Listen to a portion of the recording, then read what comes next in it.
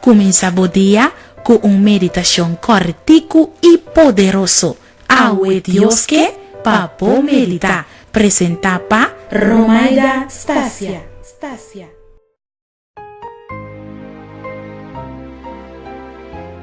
Buen día.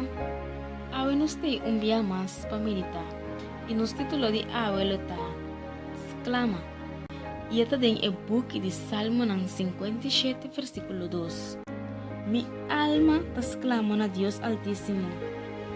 E Dios que te hace tanto para mí. Ya tengo un luna que genaro a perder trabajo. Y su casa todo deprimido me será a hospital. Resultado de su test não avisa que tinha um câncer terrível e não estava tasá. E ainda não basta. Há 4 lunas que não apega a hipoteca de casa.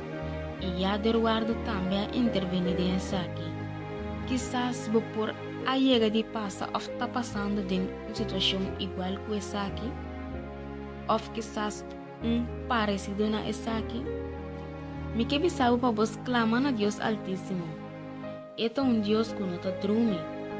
Derrama a alma na G e reconhecer que botou eu indefensivo que tem mestre de mudança de sua tata.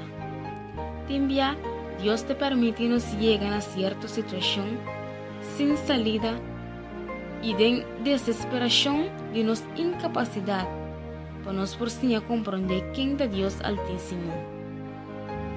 Dia novo a começar. Medita awe door di ventana. Si ainda bota mira nuvem na escuro, saco tras de nang de solo brilhante passali. E prometo que vou começar o dia de awe, vai na bordia e bisa, me tas clama na Deus Altíssimo, e Deus que tá se tanto para mim. Dia bendicionar para awe.